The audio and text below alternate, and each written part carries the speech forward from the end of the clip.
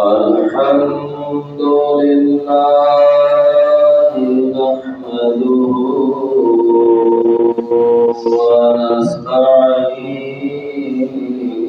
ونستعينه ونؤمن به ونتوكل عليه ونعوذ بالله من شرور أنفسنا ومن سيئات أعمالنا من يهده الله فلا مضل له ومن يضلل فلا هادي له ونشهد أن لا إله إلا الله وحده لا شريك له ونشهد أن سيدنا ومولانا وهادينا ومرشدنا محمدا عبده ورسوله أما بعد فإن أحسن الحديث كتاب الله وأحسن الهدي هدي محمد صلى الله عليه وسلم وشر الأمور محدثاتها وكل محدثة بدعة وكل بدعة ضلالة وكل ضلالة في النار أما بعد فأعوذ بالله من الشيطان الرجيم بسم الله الرحمن الرحيم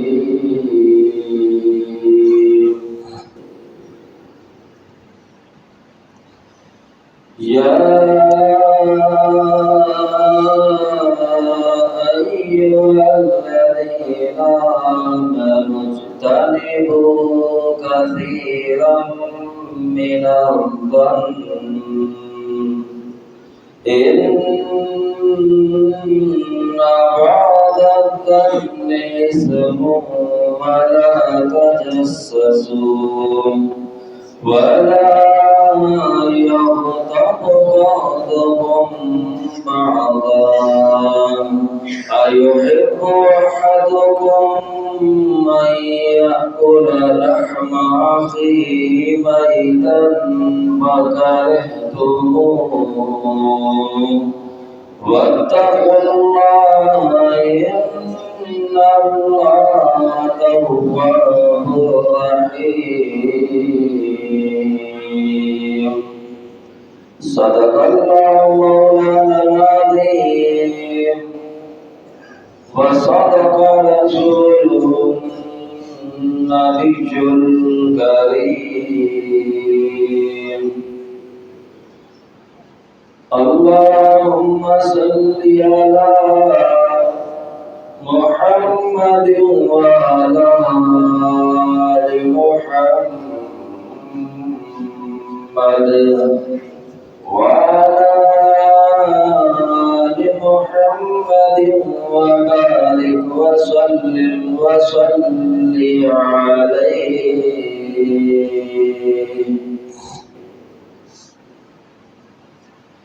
حمد و سلام اللہ جل جلالہ کے لیے درود و سلام امام الانبیاء حبیب خدا فخر انسانیت محسن اعداء یعنی دشمنوں کے بھی محسن پتھر مارنے والوں کو دعائیں دینے والے پیغمبر اعظم امام اعظم اور پوری کائنات کے قائد اعظم جناب محمد رسول اللہ صلی اللہ علیہ وآلہ وسلم کے لیے میرے پیارے پیارے بھائیوں دوستوں بزرگوں قابل صد احترام ماؤں بہنوں عزیز طلبہ کرام معززات طالبات دعائے اللہ مالک الملک اپنی رضا و رحمت کے ساتھ ہم سب کا جمعۃ المبارک کے اندر کو حاضری کو قبول و منظور فرمائے جو قرآن و حدیث بیان کیا جائے اللہ احکم الحاکمین ہم سب کو اس کے مطابق عمل کی توفیق عطا فرمائے۔ سورہ الحجرات آیت نمبر 10، 11 اور 12 آپ کے سامنے تلاوت کی ہے۔ دین اسلام ایک پاکیزہ دین ہے، اس لیے کہ اللہ رب العالمین کی طرف سے نازل شدہ ہے۔ جیسے اللہ پاک ہے، اللہ کا دین بھی پاک ہے، اللہ پاکیزہ ہے، اللہ کا دین بھی پاکیزہ ہے، اور اس کو اپنانے والے بھی وہ پاک ہوا کرتے ہیں، پاکیزہ ہوا کرتے ہیں۔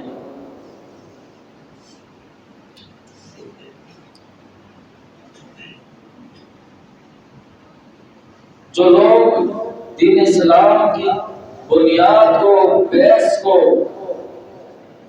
نہیں سمجھ پاتے اور سمجھتے ہیں کہ ہم دین کو اپنے ذہن، اپنی سوچ، اپنے خیال کے مطابق لے کے چلیں گے، جبکہ دین تیری سوچ، تیرے خیال، تیرے نظریات کو بدلنے کے لیے آیا تھا۔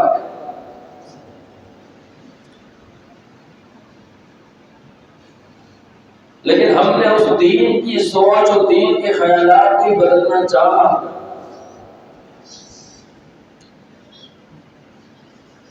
جس کی وجہ سے پھر وہ فائدے، وہ ثمرات جو اللہ رب العالمین نے صحابہ کو عطا فرمائے، صحابہ سے پہلے لوگوں کو عطا فرمائے، وہ حاصل نہیں ہو پاتے۔ وجہ کیا ہے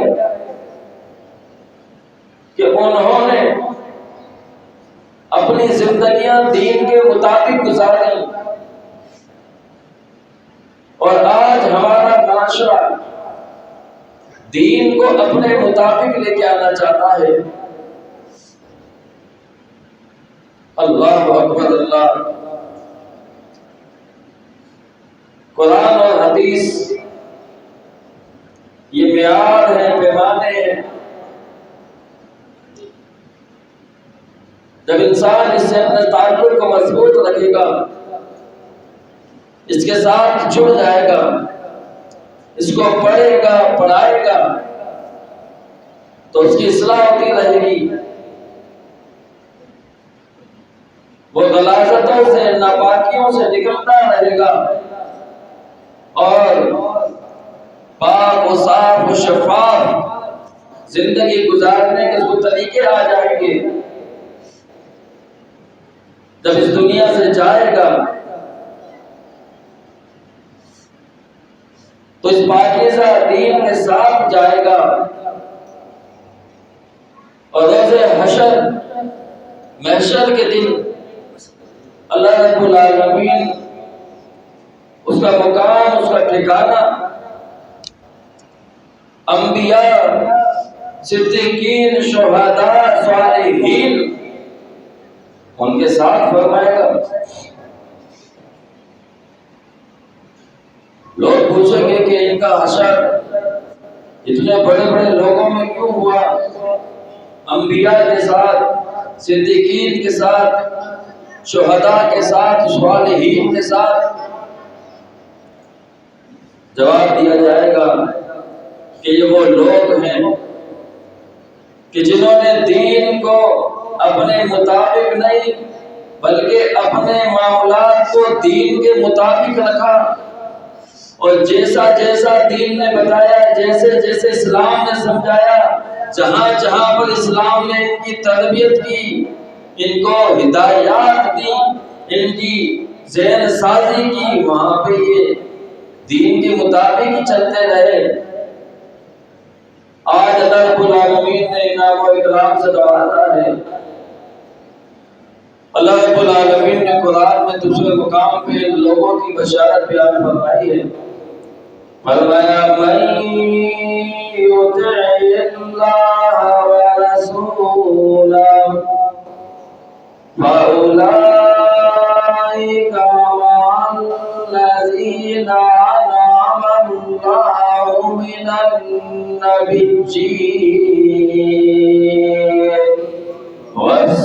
والصدیقین والشہداء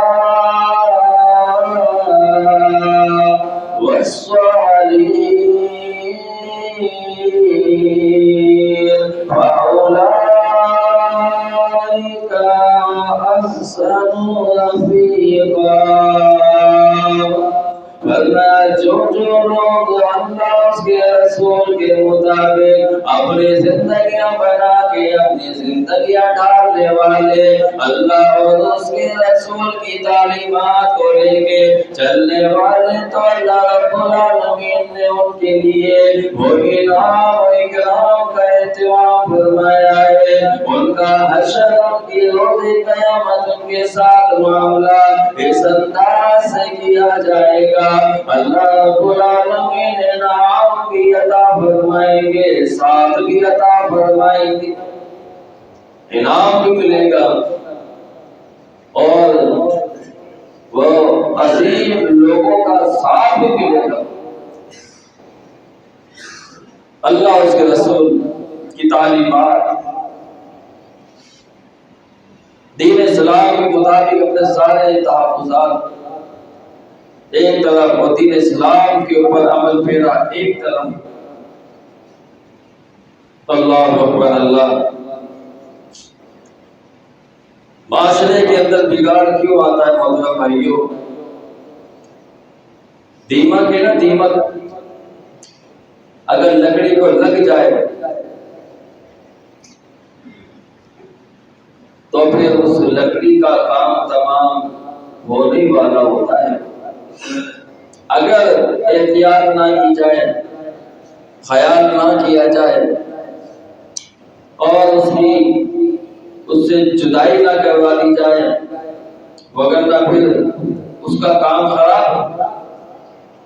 وہ ہلکے ہلکے ہلکے ہلکے اس لکڑی کو کھوکھلا بنا لیتی ہے، کھاتی ہے، اور انسان سمجھتا ہے کہ یہ ساری عمارت باہر کھڑی ہوئی ہے، ایک ہوا کا جھونکا آتا ہے اور ساری عمارت گر جاتی ہے۔ معلوم چلتا ہے کہ جناب اس کی جڑیں تو کھوکھلی تھی۔ ایسے ہی معاشرے کو جو دیمک کھا رہی ہے، گھروں کو دیمک کھا رہی ہے، وہ ہے جاسوسی، چغلی، غیبت، بہتان۔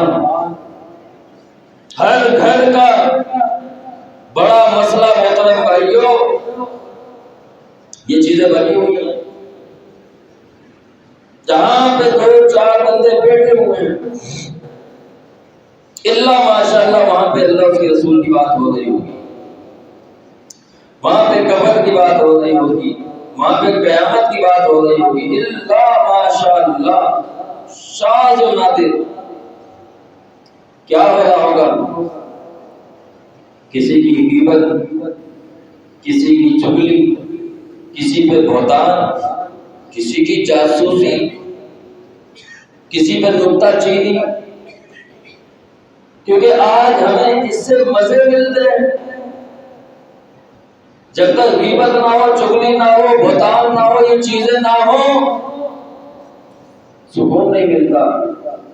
اللہ اکبر، ایک قسم کا ناسور نشہ بن چکا ہے، نشہ بن چکا ہے، اس نشے کا ہر بندہ عادی بن چکا ہے،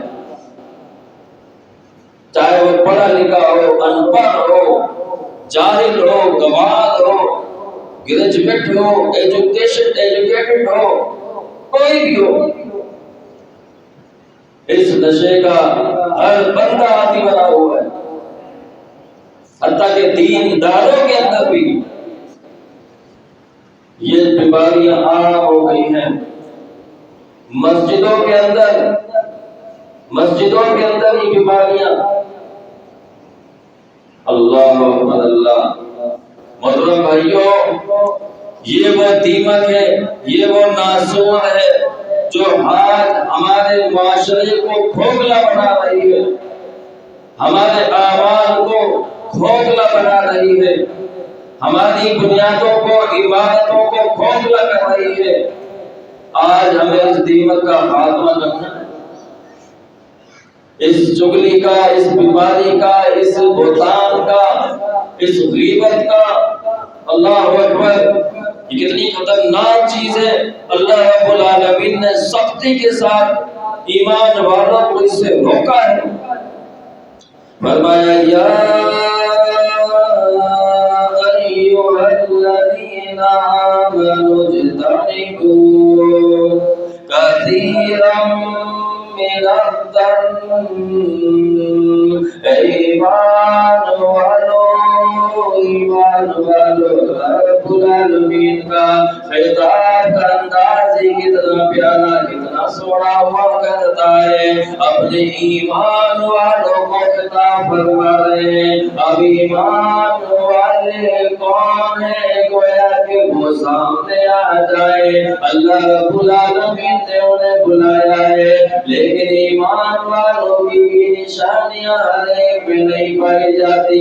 ایمان والا تو وہ ہے جو اللہ سے ڈرنے والا ہو، اللہ پہ ایمان لانے والا، اللہ کے رسولوں پہ ایمان لانے والا، اللہ کے فرشتوں پہ ایمان لانے والا، اللہ رب العالمین کی کتاب پہ ایمان لانے والا، اچھی اور بری تقدیر پہ ایمان لانے والا، ہوئی نہ کرنے والا، بے صبرانیوں پہ توکل نہ ہونے والا، جھگڑالو اور لڑاکو نہ ہونے والا، ایمان والا، ایمان والا۔ فرمایا ایمان والو، آؤ تمہیں خطاب کرنے لگا ہوں، اپنے آپ کو بچا لو۔ بیماری جو بیان کی جا رہی ہے، بدگمانی سے بچانا ہے۔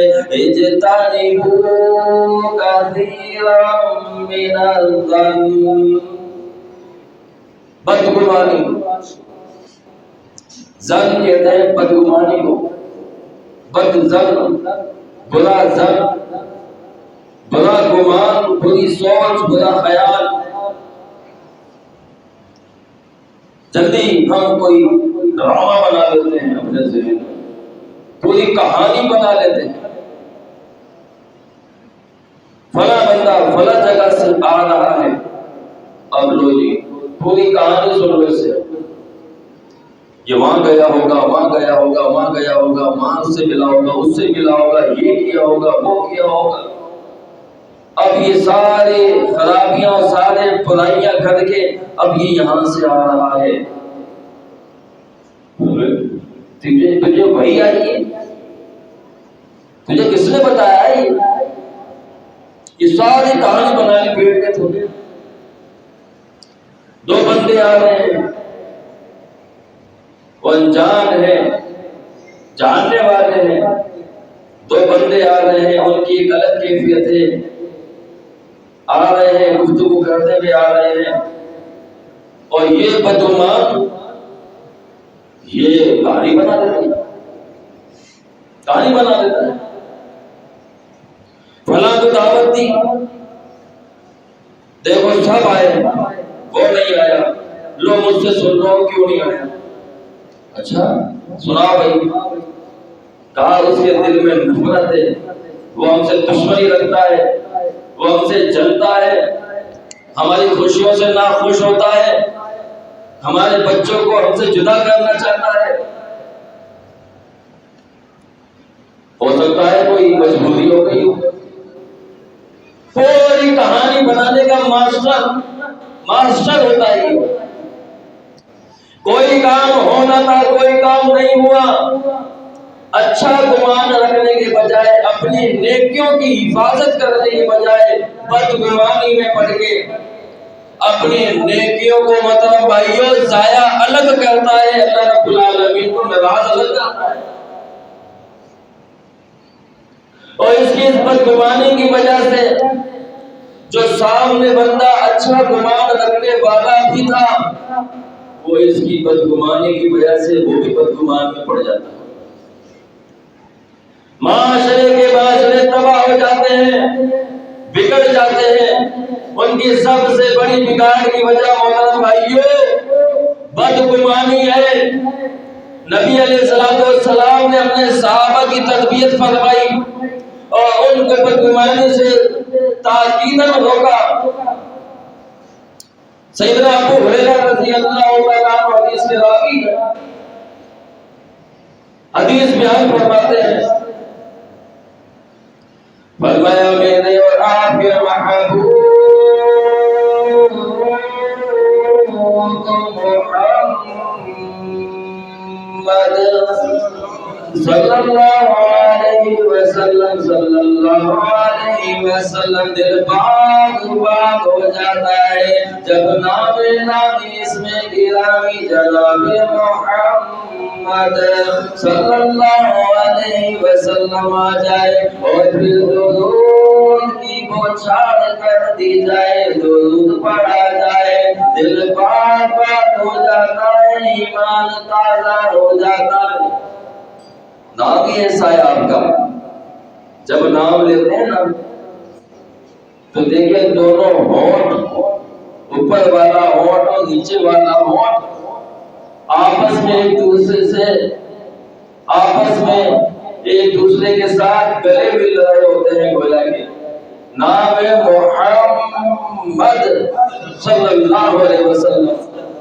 نام اتنا پیارا ہے کہ دو ہونٹ بھی اس نام کی شفتگی کو، محبت کو بیان کر رہے ہوتے ہیں۔ اور پڑھنے والا جب پڑھتا ہے، جب صلی اللہ علیہ وسلم پڑھتا ہے تو اس کا ایمان تازہ ہو جاتا ہے۔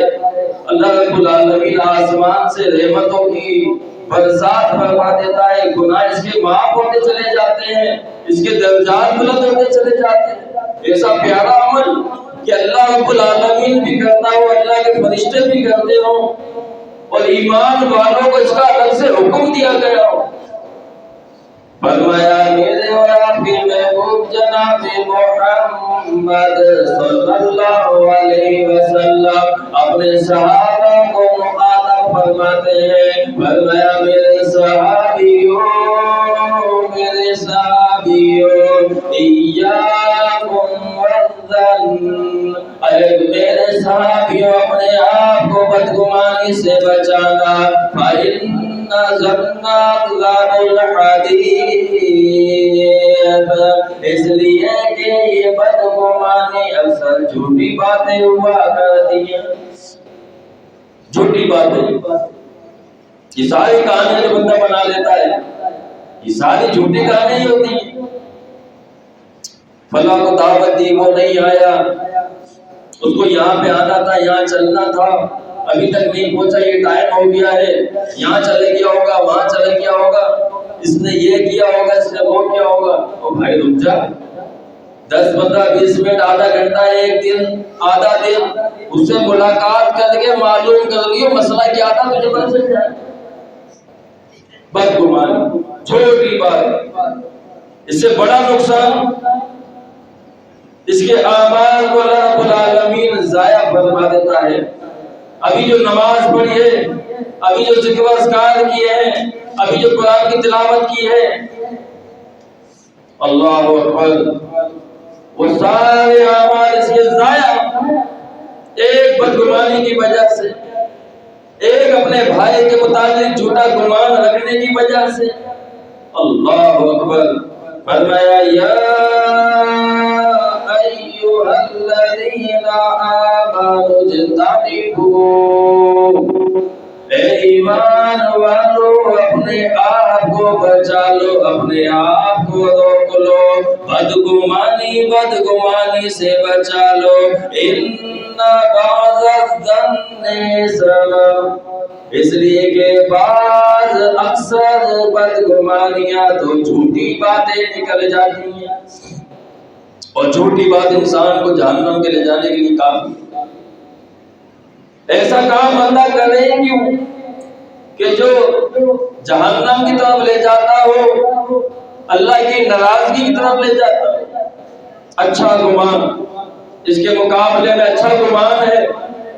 یہ تو تھا بدگمان، برا گمان، جس سے انسانی معاشرہ بھی خراب ہو رہا ہے، اس کے اعمال بھی ضائع ہو رہے ہیں، رب ناراض ہو رہا ہے. اس کے مقابلے میں حسن زن، اچھا گمان رکھ لے بندہ. فلاں کو دعوت دی، وہ دعوت میں نہیں آیا، اب برا گمان یہ تھا کہ جلتا ہے، یہ ہے وہ ہے. اچھا گمان یہ ہے کہ یار کوئی مجبوری آ گئی ہوگی، اللہ خیر کرے، کوئی پریشانی آ گئی ہوگی. اگرچہ اس کے ظاہری اعمال محترم بھائیوں آپ سے بغض، آپ سے دشمنی، آپ سے جلن والے کیوں نہ ہو، آپ کو حکم یہ ہے کہ آپ نے حسن ظن رکھنا ہے. بندہ کہتا ہے کہ نہیں جناب، حقیقت یہی ہے کہ وہ اس وجہ سے نہیں آیا کہ وہ ہم سے دشمنی رکھتا ہے. ٹھیک ہے، اس کا عمل اس کے ساتھ ہے، لیکن اس کے باوجود بھی اگر یہی سوچ آپ نے رکھی کہ یہ اس وجہ سے نہیں آیا کہ یہ دشمنی رکھتا ہے، بغض رکھتا ہے، تو یہ پھر بھی برا گمان کہلائے گا. آپ نے اسے جو دعوت دی تھی، دعوت آنے کے لیے دی تھی یا نہ آنے کے لیے دی تھی؟ لہذا آنے کے لیے دی تھی. اب آپ پہ یہ بات واجب ہے، لازم ہے کہ آپ اس کے متعلق اچھا گمان رکھیں. جب اچھا گمان رکھیں گے اللہ راضی ہوگا، اعمال کی حفاظت ہوگی، اور آپ کے اللہ رب العالمین کے ہاں درجات بلند ہوں گے. کام بڑا ہوتا ہے، لیکن اوکھے کام میں محترم بھائیو اللہ رب العالمین کی رضا حاصل ہوتی ہے. یہ تو ایک عمل ہے. اچھا گمان یا برا گمان تیرے میرے ہاتھ میں ہے. چاہے اب تو اچھا گمان رکھ یا چاہے برا گمان رکھ، تیرے ہاتھ میں ہے. اچھے گمان کا بھی انجام جان لیا، برے گمان کا بھی انجام جان لیا. برا گمان رکھے گا، اللہ ناراض الگ ہوگا، اعمال تباہ الگ ہوں گے، معاشرے الگ بگڑ جائیں گے، بچوں کی تربیت خراب ہو جائے گی. اچھا گمان رکھے گا، اللہ راضی ہوگا، اعمال کی حفاظت ہوگی، نسلیں درست ہو جائیں گی، معاشرے خوشحال ہو جائیں گے. آگے اللہ رب العالمین فرماتے ہیں، فرمایا وَلَا تَجَسَّسُوا، اور جاسوسی سے بچنا. جاسوسی انسان کسی بھی معاملے کے اندر بڑی انویسٹیگیشن کرنے لگ جاتا ہے.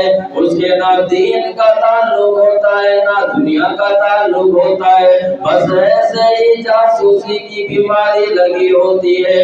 ہر بندہ ایک دوسرے کی جاسوسیوں میں لگا ہوتا ہے. گھر میں کون آ رہا ہے، کون جا رہا ہے، کب آیا ہے اور کب گیا ہے، ہر بندہ جاسوسی میں لگا ہوا ہے. آفسوں کے اندر جاسوسیاں کی جاتی ہیں، کاروبار کے اندر الگ جاسوسیاں کی جاتی ہیں. جاسوسی کر کے پھر اپنے نمبر آگے بڑھائے جاتے ہیں۔ ایسے ہی اسلام کے خلاف جو جاسوسی کرنے والا، اللہ رب العالمین نے اس کی سزا قتل بیان فرمائی۔ اگر کوئی اسلام کے خلاف جاسوسی کرتا ہے اور اسلامی حدود، اسلامی حکومت کے ہاتھ چڑھ جاتا ہے، اس کی سزا قتل ہے۔ ایسے ہی کوئی شخص کسی اسلام پہ عمل کرنے والے کی، مسلمان کی جاسوسی کرتا ہے اور جاسوسی کر کے آگے بڑھاتا ہے، نہ اس کے دین کا فائدہ ہے نہ دنیا کا فائدہ ہے۔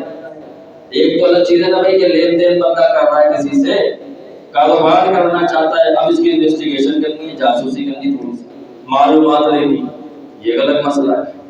رشتہ کرنا چاہتا ہے، شادی وغیرہ کا معاملہ ہے، بیٹے بیٹی کا معاملہ ہے، اب ایسے تو کسی کو نہیں دیا جا سکتا، اس کے بارے میں بندہ شریعت نے جہاں پہ اجازت دی ہے اس کے علاوہ نہیں کوئی خوشی غمی کا تعلق ہے، نہیں کوئی لین دین تجارت کا تعلق ہے، بس ایسے ہی جاسوسی، دیکھو تو صحیح جاتا کہاں ہے، دیکھو تو صحیح کہاں سے اتنی رات کو آیا، کہاں سے، اللہ، یہ جاسوسی ہے، یہ جاسوسی ہے، اس سے معاشرے تباہ ہو جاتے ہیں محترم بھائیوں، اس سے بچنا ہے۔ فرمایا وَلَا يَغْتَبْ بَعْضُكُمْ بَعْضًا، اور تیسرے نمبر پر فرمایا کہ غیبت بھی نہیں کرنی، غیبت سے بچنا ہے۔ غیبت کیا ہے؟ اپنے بھائی کا ذکر کرنا، ذکر اخاک بما یکرہ، اپنے بھائی کا ذکر کرنا اس حال میں کہ جب اسے معلوم چلے کہ تمہارا ذکر کیا گیا ہے، وہ اس کو ناپسند جانے کہ جناب یہ آپ نے غلط کیا ہے، یہ غیبت ہے۔ اب لوگ کہتے ہیں کہ جو بات ہم نے کہی ہے وہ بات اس میں ہے، غلط کو کہہ رہے ہیں ہم سچ کہہ رہے ہیں، اور بھلے تو سچ کہہ رہا ہے، بھلے سچ کہہ رہا ہے، بھلے وہ بات اس میں موجود ہے، لیکن وہ بھائی تو موجود نہیں ہے۔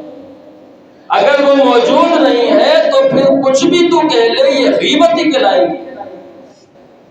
اگرچہ وہ سامنے موجود ہے اور پھر تو نے یہ بات کہی ہے تو پھر یہ غیبت نہیں ہے۔ اب اس کی کنڈیشن الگ ہے، اگر وہ معاملہ اس میں موجود ہے تو ٹھیک ہے، لیکن اگر وہ معاملہ اس میں موجود نہیں ہے پھر یہ بہتان ہے، بہتان ہے۔ اللہ اکبر۔ امام شافعی رحمت اللہ علیہ کے پاس ایک شخص آتا ہے،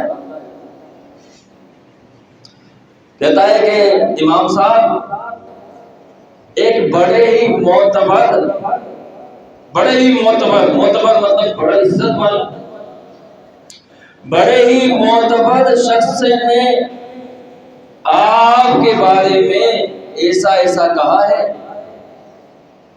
آپ کے بارے میں ایسا ایسا کہا ہے۔ امام شافعی رحمت اللہ علیہ نے مسکرا دیتے، وہ کہتے ہیں